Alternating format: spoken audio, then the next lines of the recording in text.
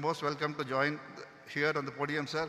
Of course, a bigger round of applause to Governor Das for being rated A+ and ranked the top central banker globally for the second consecutive year. This is indeed a matter of great pride for Team RBI and the entire Indian financial ecosystem. Sir, over to you for your inaugural address.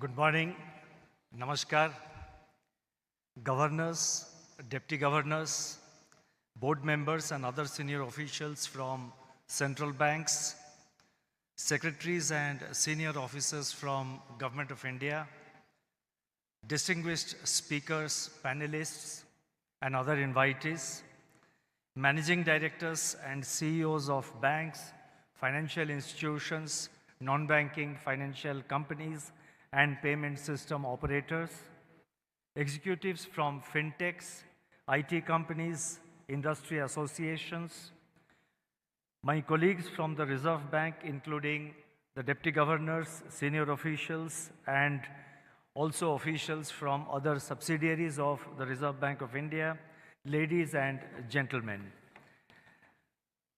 We are celebrating the 90th year of the Reserve Bank of India in the current financial year.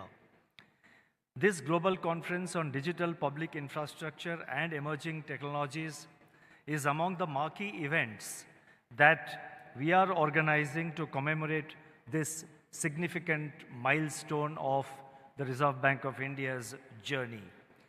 It's my pleasure to extend a warm welcome to each one of you present here to this conference, which is being held in this beautiful and vibrant city of Bengaluru, a city which for many years now has been at the forefront of India's technology revolution. I would like to extend a special welcome to the esteemed participants who have joined us from many parts of the world. Thank you all for accepting our invitation and for being here. I sincerely hope that you will find the deliberations and interactions during the global conference enriching and also productive. The theme of this year's conference, Digital Public Infrastructure, that is DPI, and Emerging Technologies, is timely and relevant. It will shape the future journey of almost all economies of the world. Over the last decade, the traditional banking system has undergone an unprecedented technological transformation. By all indications, this process is likely to become even more intense in the coming years. In my address today, I would like to highlight the important role that digital public infrastructure has played in India's digitalization process and its contribution to inclusivity in Indian society and the economy. India's experience provides an effective digitalization strategy for public authorities, including central banks. I would also like to touch upon certain key issues underpinning artificial intelligence systems and the use of digital public infrastructure in addressing the issues in cross-border payments. Let me first focus on the meaning and the overall positive impact of digital public infrastructure. Digital public infrastructure broadly refers to basic technology systems created mainly in the public sector that are openly available to users and also to other developers. DPIs, that is digital public infrastructures, are scalable and thus can support systems that operate on a population-wide scale.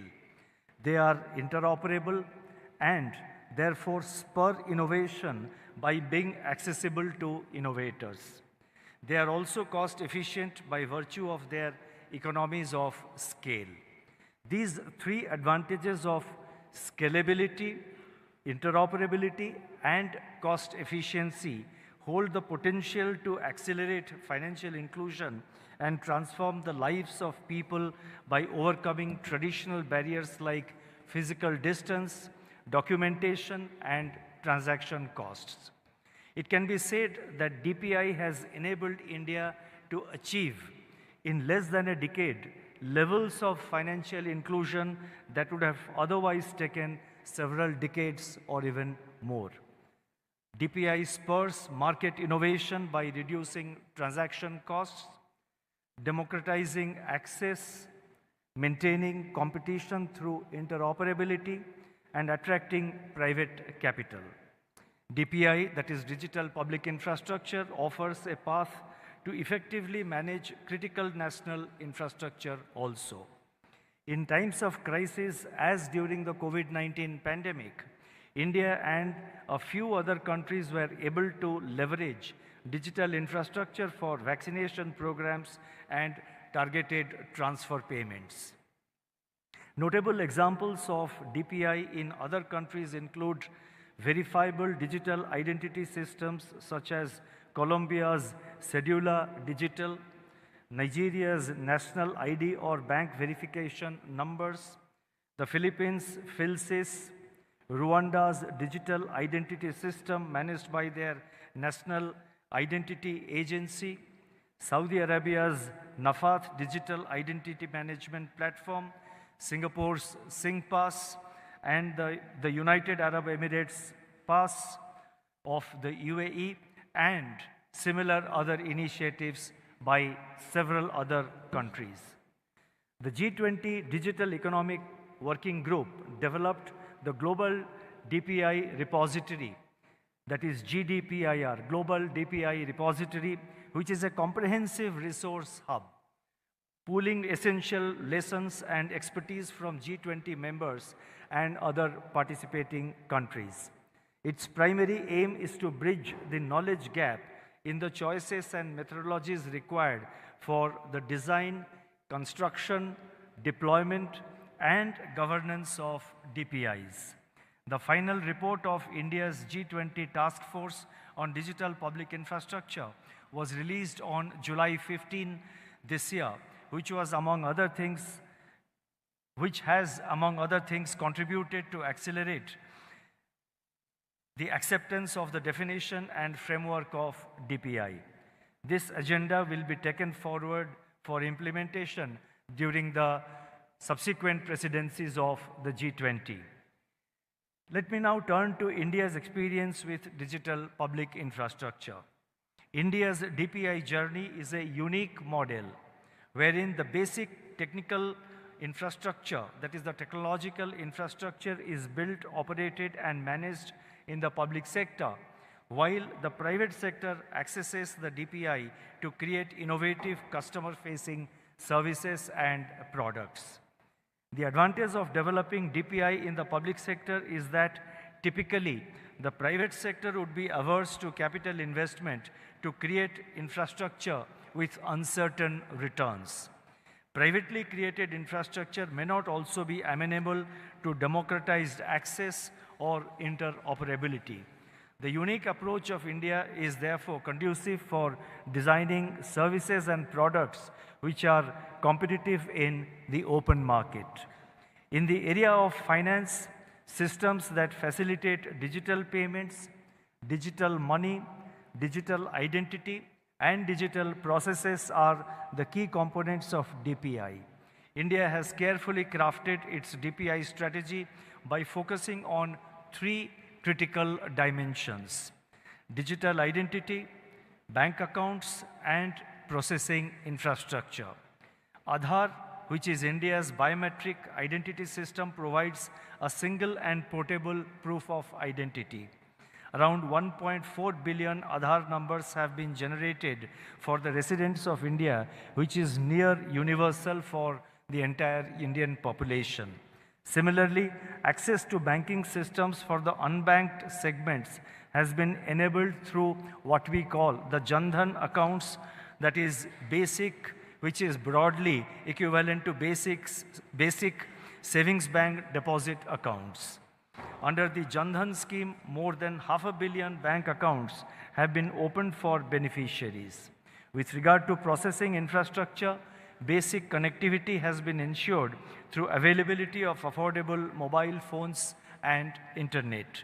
The number of mobile-based internet users in India currently stands at around 0.9 billion, that is as of May 2024, with mobile teledensity at 83%. Even in rural areas, the mobile teledensity is around 60%. The trinity of Jan Dhan accounts, Aadhaar and mobile phones, popularly known as the JAM Trinity, has provided the base DPI infrastructure which is being leveraged for multiple value-added services. Of 67% of the beneficiaries under the JAM Trinity initiative, the participation, 65% of the beneficiaries under the JAM Trinity initiative are essentially from rural areas, and over 55% of them are women. This clearly demonstrates the role of DPI in promoting inclusion. Another example of DPI in India is the Account Aggregator Framework, a regulatory initiative of the Reserve Bank of India. This framework facilitates consent-based sharing and aggregation of financial information of customers among eligible financial system participants in a secure, transparent, and efficient manner. It enables MSMEs in particular to access cash flow-based financing from lenders with minimal documentation. The Reserve Bank over the years has facilitated the development of robust systems in the country for both retail and wholesale payments by supporting the creation of digital infrastructure like the Infinet banking network, the SFMS messaging system, RTGS and NEFT payment systems. In fact, RTGS and NEFT payment systems are currently in India 24/7/365, and we launched this during the period of the COVID pandemic. The current ecosystem of digital payments in India offers a unique bouquet of simple, safe, and secure options for instant or quick transfer of funds, both large and small value for businesses as well as for individuals. Unified Payments Interface, or UPI, a real-time payment system, was launched in India in April 2016 by the National Payments Corporation, NPCI, and it has played a significant role in the growth of retail digital payments in India. NPCI itself was promoted by banks under the guidance of the Reserve Bank of India. While initial participants on the UPI platform were banks, non-bank third-party app providers and use of QR codes have all combined in popularizing the UPI. It has since emerged as a robust, cost-effective, and portable retail payment system and is attracting active interest across the globe. Continuing on this journey of digitalization of banking services, last year we launched a pilot of a technology platform which enables frictionless credit. And this initiative is very important for all policymakers, for all authorities, whether they are from governments or central banks, or they are private banks or private financial companies. From this initiative which we launched last year, it's still in the pilot mode, and it's called, it's basically a technology platform for enabling frictionless credit. From now on, we proposed to call it the Unified Lending Interface. I repeat, the Unified Lending Interface, that is ULI. This platform facilitates seamless flow of digital information, including even land records of various states from multiple data service providers to lenders. This cuts down the time taken for credit appraisal, especially for smaller and rural borrowers. The ULI architecture has common and standardized APIs designed for a plug-and-play approach to ensure digital access to information from diverse sources. That is, information relevant to a lender for giving out a loan to a potential borrower. And the entire system is consent-based, that is based on the consent of the potential borrower. So the requirement of the data privacy is also fully protected. This entire platform and this initiative reduces the complexity of multiple technical integrations.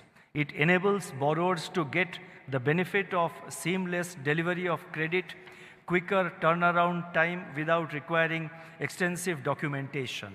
In sum, by digitizing access to customers' financial and non-financial data that otherwise resided in disparate silos, ULI, that is Unified Lending Interface, is expected to cater to large unmet demand for credit across various sectors, particularly for agricultural and MSME borrowers. Based on our experience from the pilot project, a nationwide launch of the ULI will be done in due course. Just like the UPI transformed the payments ecosystem, we expect that ULI will play a similar role in transforming the lending ecosystem in India. The new Trinity, the earlier Trinity was Jan Dhan Aadhaar Mobile, JAM Trinity. We are calling it the new Trinity. The new Trinity of JAM, UPI, and ULI will be a revolutionary step forward in India's digital infrastructure journey. Central bank digital currency, that is CBDC, has dominated recent policy discourse across the world. In India, the Reserve Bank launched CBDC pilots in both retail and wholesale segments in late 2022. The retail pilot currently has over 5 million users and 16 participating banks. While retail pilot started with initial use case of payments, currently both offline and programmability functions are also being tested. The programmability feature of CBDC could serve as a key enabler for financial inclusion by ensuring delivery of funds to the targeted user. Let me illustrate this by an actual pilot that was launched recently. Tenant farmers often find it difficult to access agricultural credit for inputs and raw materials as they do not have the land title to submit to the banks or to the lending institution. However, programming the end use for purposes of agriculture, that is programming the end use. If it is for fertilizer, it can be programmed accordingly. And supposing the loan is being given for particular purpose of, let us say, buying milch animals, it can be programmed accordingly. Or if it is meant to deliver a particular benefit, a subsidy from the government together with a loan from the bank or the non-banking financial company to the borrower, it can be programmed accordingly. In this case, it is programmed in a manner that it goes to the tenant farmers who do not have the land title, and otherwise they would find it difficult to take a loan from a bank because the bank doesn't have the document to establish that he is the title holder of the land. So tenant farmers often find it difficult to access agricultural credit for inputs and raw materials as they do not have the land title to submit to the banks. However, programming the end use for purpose of agricultural inputs can give the required comfort to banks and thus establish the identity of a farmer not through his land holding but the end use of funds being disbursed. Yet another path-breaking use case is farmers getting purpose-bound money through programmable CBDC for generation of carbon credits. Other new use cases aimed at testing features such as anonymity and offline availability are proposed to be rolled out gradually. It is important to emphasize that there should not be any rush to roll out system-wide CBDC before one acquires a comprehensive understanding of its impact on users, on monetary policy, on financial system, and on the broader economy. Such understanding would emerge from generation of user data through pilots, and actual introduction of CBDC can be phased in gradually over a period of time. Undoubtedly, CBDC has the potential to underpin the payment systems of future, both for domestic payments and also cross-border payments. So I have talked about two major initiatives of the Reserve Bank in the digital public infrastructure space. One is the ULI, which was launched last year, which is in pilot mode. The other one is the CBDC, which was launched towards the end of 2022, and it's in the pilot mode. And we are eventually making CBDC and UPI interoperable so that the reach and access, our objective of spreading financial inclusion through these payment systems can become more broad-based and go to every nook and corner of a large country like India. Now let me now turn to artificial intelligence and DPI. Today, as artificial intelligence is making forays in the financial sector in the form of services like chatbots, internal data processing for intelligent alerts, fraud risk management, credit modeling, and other processes. Integrating this cutting-edge technology into a robust and responsible DPI presents an opportunity to amplify the capabilities and efficiency of DPI even further. As the report of India's G20 Task Force on DPI states, the seamless fusion of DPI with AI would propel us into a new world of digital public intelligence. Integration of AI into financial services brings in significant opportunities for all stakeholders. For customers, AI enables hyper-personalized products and faster, more relevant services.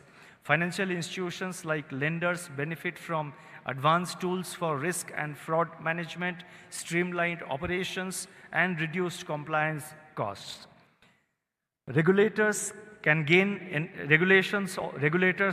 also gain enhanced oversight and real-time monitoring capabilities, which would improve regulatory enforcement and market stability.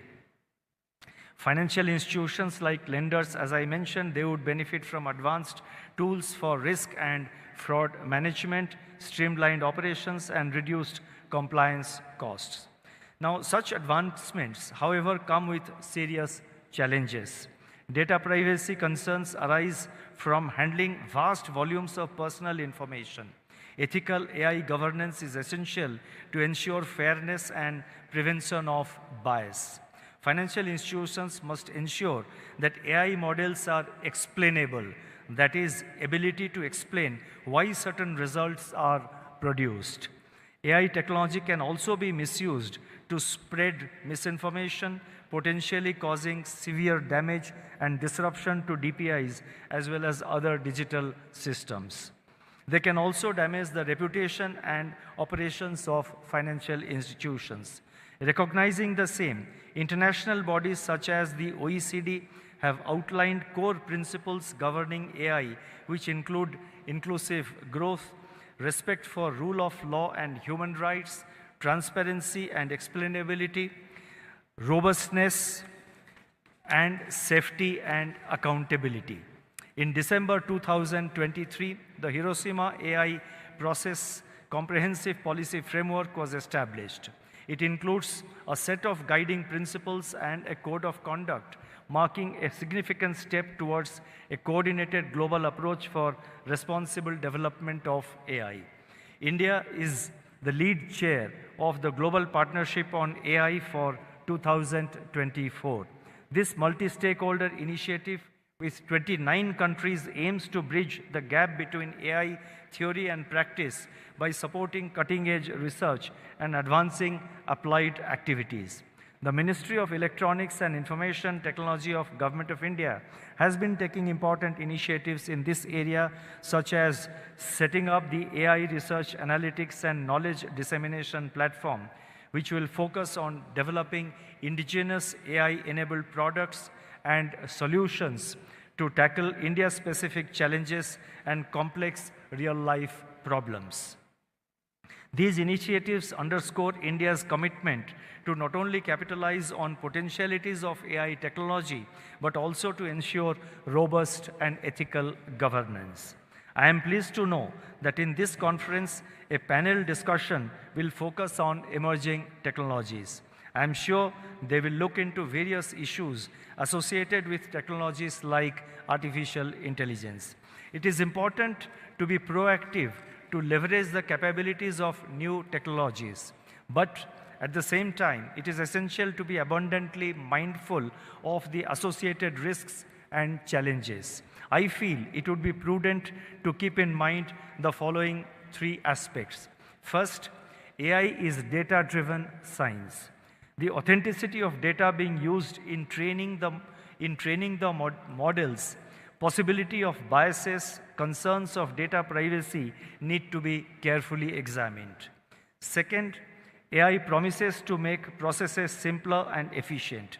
It can also emulate decision-making to a great extent. However, when it comes to regulated financial institutions, there should be careful adoption of AI in critical decision-making segments, for example, in loan sanctioning.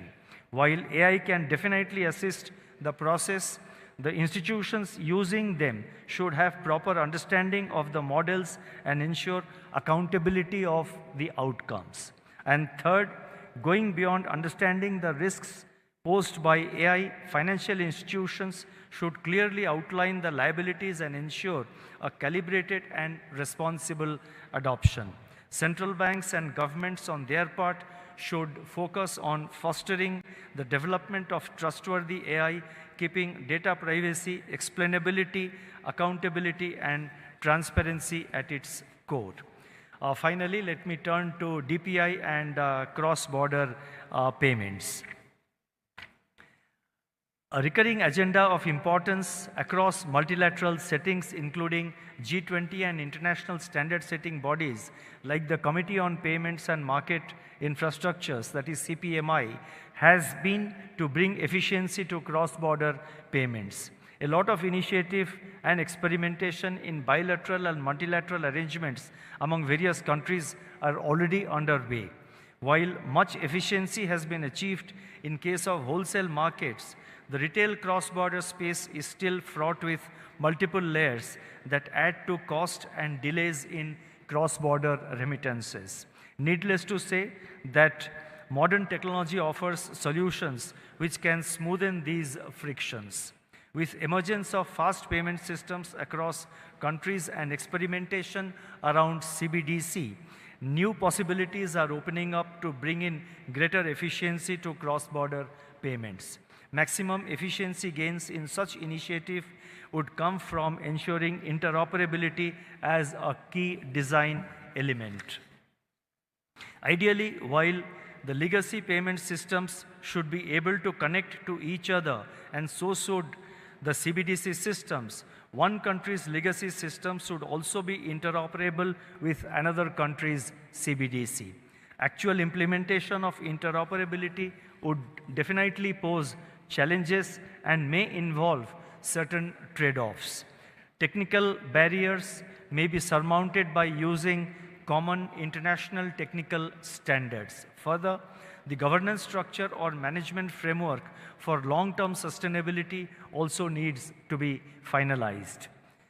In this journey of attaining harmonization and interoperability among countries, a key challenge could be the fact that countries may prefer to design their own systems as per their own domestic considerations. We can overcome this challenge by developing a plug-and-play system which allows replicability while also maintaining the sovereignty of the respective countries. India has made some progress in this direction, and we would be happy to develop a plug-and-play system for the benefit of the community of nations. The UPI system has indeed the potential to evolve into a cheaper and quicker alternative to the available channels of cross-border remittances. A beginning can be made with small value personal remittances, as it can be quickly implemented. Let me now try and conclude. India is a vast country with great diversity. A solution that works well in India has the potential to be customized to the unique requirements of any other country. Accordingly, the conference planners, that is, these conference planners have organized, and I must compliment my colleagues in the Reserve Bank who have worked on this in collaboration with many of the financial sector participants. Now, the organizers and the planners of this event have organized a deep dive session on day 2 on India's UPI, especially for the international delegates. I would request all delegates to participate and derive benefit from the various sessions and also share their own experiences which could provide learnings for all. I also invite you to the conference exhibition showcasing some of India's innovations relevant to the theme of this conference. As you may recall, the theme of India's G20 presidency in 2023 was One Earth, One Family, One Future. It underlies India's thought process in how India sees itself in the world as being a part of one family with a common future. At the Reserve Bank, we look forward to the journey towards RBI at 100 with considerable optimism. We are constantly working on devising policies, approaches, systems, and platforms that will make our financial sector stronger, nimble, and customer-centric. With these words, I wish you all a pleasant stay and productive discussions. I wish this conference all success. Thank you. Namaskar.